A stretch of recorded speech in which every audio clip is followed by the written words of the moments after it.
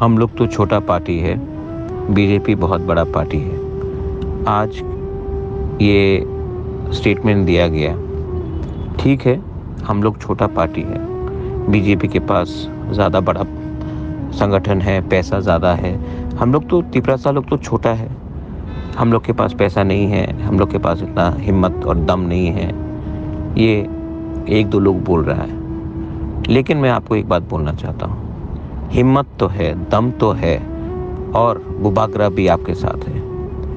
अब मेरा बात सुनो, हम लोग छोटा पार्टी है, वो लोग बड़ा पार्टी है, तो उनको पूरा 60 के 60 सीट्स में फाइट करने दो। हम लोग भी अब रेडी हो जाएंगे 35 सीट्स में फाइट करने के लिए। जब रिजल्ट आएगा तब देखिएगा कौन जीतता है कौन हारता है। लेकिन हाँ, एक बात तो पक्का हो गया कि आज हम लोगों को बेइज्जत करके छोटा पार्टी बोलकर ग्रेटर त्रिपुरालैंड कभी नहीं होगा बोल के उन्होंने दरवाज़ा बंद कर दिया है।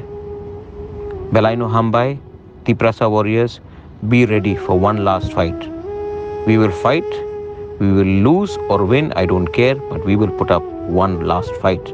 And God willing, we will win. और कहाँ